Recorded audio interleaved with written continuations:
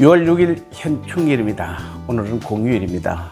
그럼에도 불구하고 우리가 아침 영상 한 말씀을 나누며 오늘도 주님과 함께 걸어가는 귀한 하루 되시기를 축복합니다. 같이 우리 합심하여 기도하겠습니다.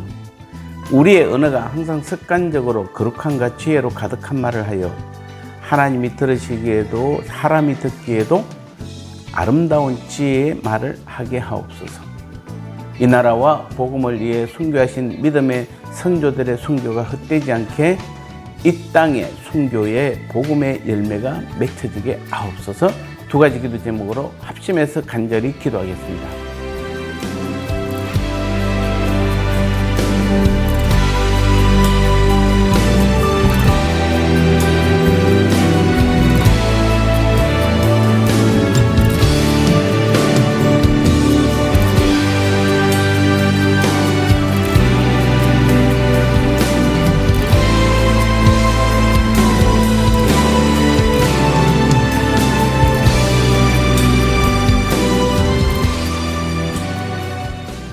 말씀 나누겠습니다. 오늘 제목은 이런 말 하는 사람은 이런 행동한다 라는 제목입니다. 골로새서 4장 6절 말씀에 너희 말을 항상 은혜 가운데서 소금으로 맛을 낸과 같이 하라.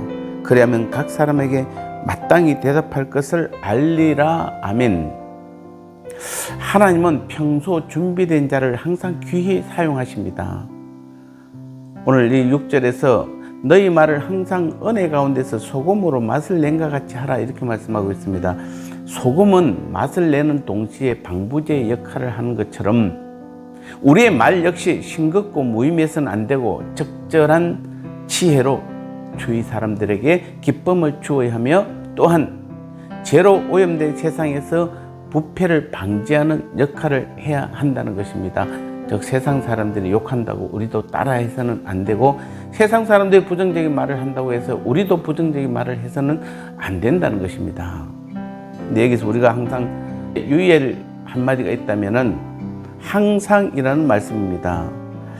곧 우리의 언어는 거룩함과 지혜로 가득 차야 하지만 그것이 가끔씩 혹은 필요할 때마다 그러해야 하는 것이 아니라 항상 그러해야 한다는 것입니다.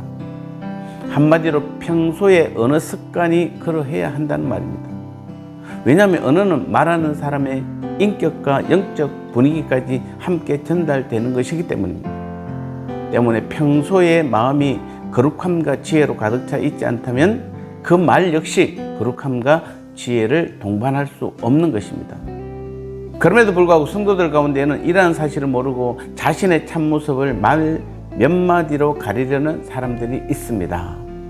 그래서 이러한 사람은 평소에는 늘 부정적인 말을 하면서 기도만 하면 은혜로운 말을 사용합니다. 또 평소에는 말씀도 읽지 않고 독서도 하지 않으면서 필요할 때마다 말씀을 인용하고 누구누구의 책을 떠올리느라 애를 씁니다. 또 그런가 하면 어느 교회는 평소에는 늘 다투고 싸우면서 전도 때만 거리로 나가 예수님은 평화이십니다 라는 말을 하며 전도제를 돌립니다.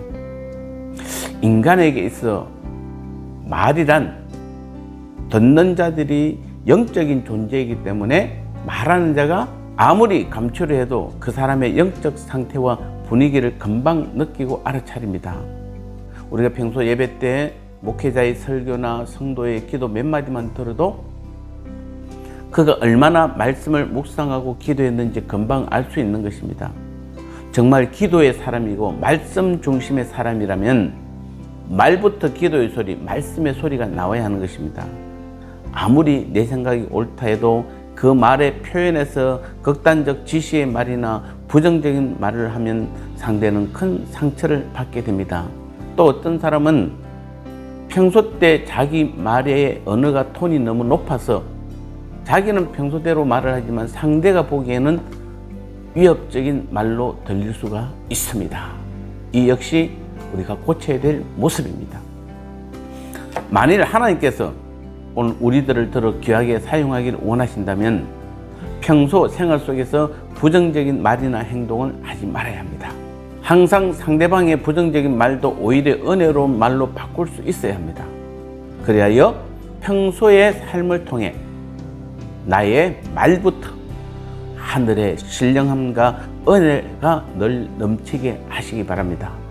그래야 하나님께서도 우리를 자신에게 들어 천국과 복음을 위해 귀하게 사용하여 주실 것입니다. 나눔의 시간입니다. 우리의 언어는 거룩함과 지혜로 가득한 말을 해야 하지만 필요할 때마다 그러해야 하는 것이 아니라 어떻게 해야 하는가요? 왜 그렇게 해야 하는 것일까요? 나는 셀 모임이나 교회, 가정과 자녀들에게 어떤 말을 어떻게 하기를 원하시나요? 특히 하나님의 일을 할 때 어떤 말을 하는 것이 더 좋다고 생각하시나요?